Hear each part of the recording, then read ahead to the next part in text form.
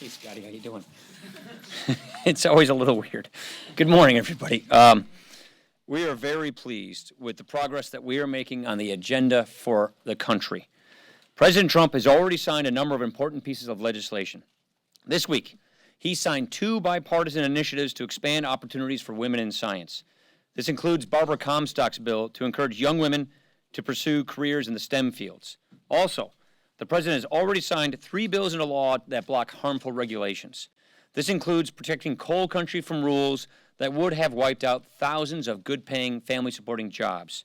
This is the first time since 2001 that Congress has reversed harmful regulations under the Congressional Review Act. And the House has already passed another 10 of these bills, so more relief is on its way.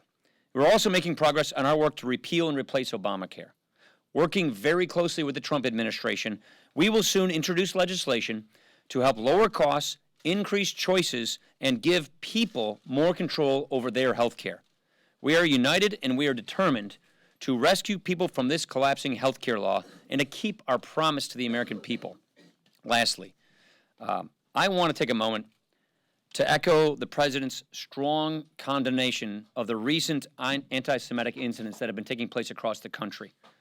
Across this country, we've been seeing vandalism, acts of desecration, and bomb threats.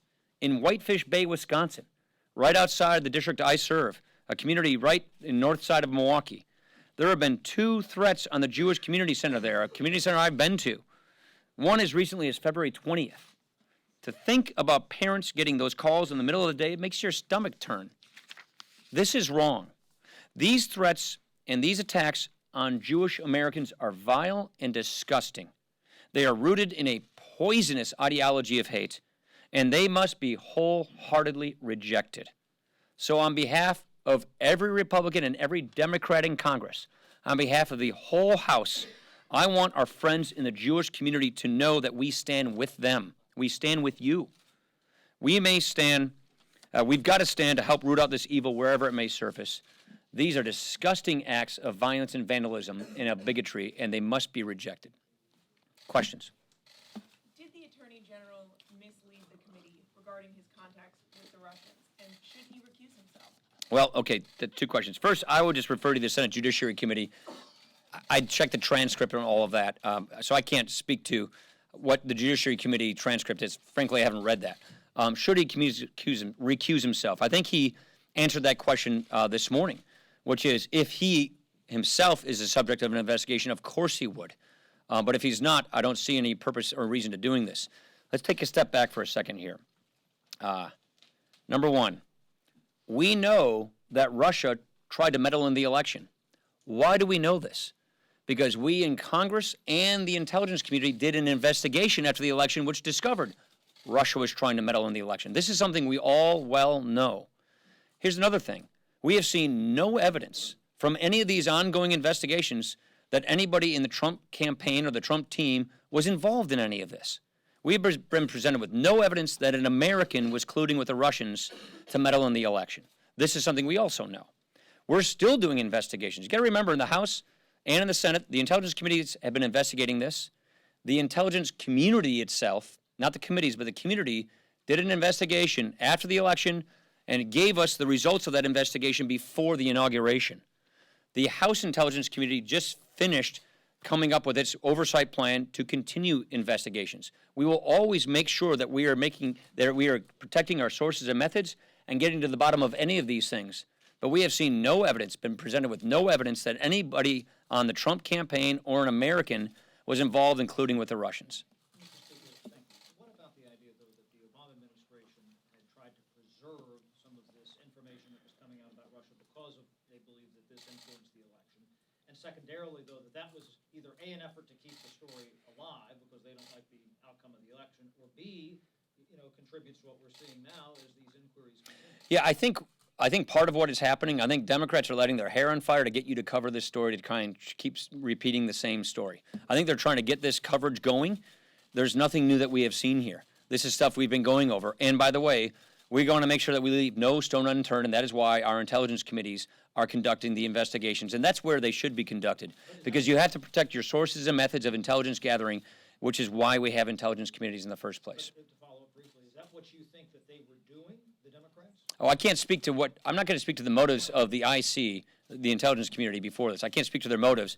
But all I can tell you is, you know this as well, they did an investigation, intelligence community-wide. Many of us went down and got the briefings from Clapper and Brennan after the election, before the inauguration, and never have we ever seen any evidence presented to us that an American or a person in the Trump campaign was involved or working with the Russians. Yeah. The defense appropriations bills filed today, do you plan will that head to the president by itself, or will it be with other measures, and will it be the vehicle for fiscal 17?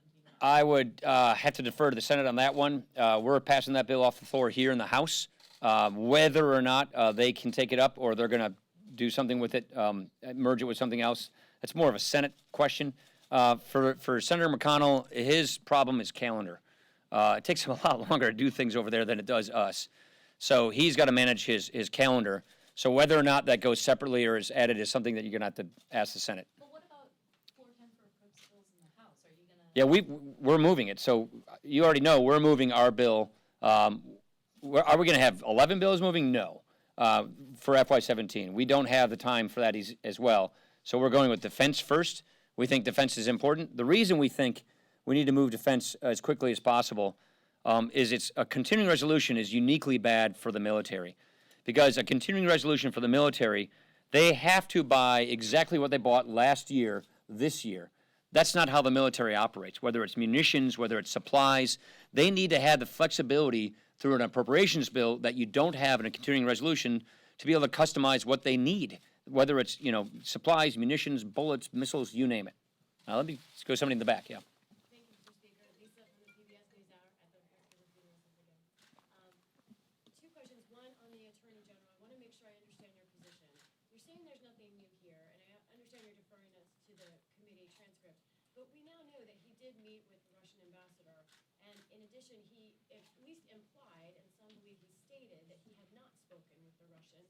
Do you think there's no questions to be asked there? Sure, but ask them questions. But honestly, we meet with ambassadors all the time. I mean, I did a reception about 100 yards that way with like 100 ambassadors last year. I don't even remember all the ones I met with and took pictures with. It's really common for members of Congress to meet with ambassadors. I met with the Indian ambassador yesterday.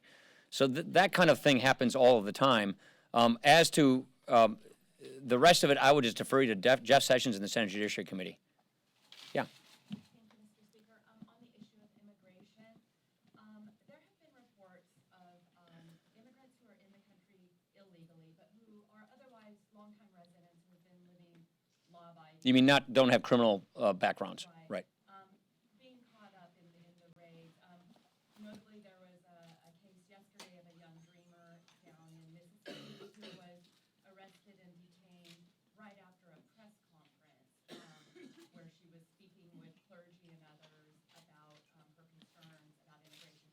Is there any role for Congress to step in and take a second look at Sure. executive action? No. I think there's always a role for Congress under every instance in every administration to conduct oversight of the executive branch and how they perform in all these cases.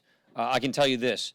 The priority of the Trump administration, and we've spoken with this, I spoke with Secretary Kelly a couple days ago about this, is to secure the border and deport criminal aliens, people who have not just here illegally, but people who are here illegally who are violent criminals. That's the goal. Now, you saw this kind of thing happening in the Obama administration as well.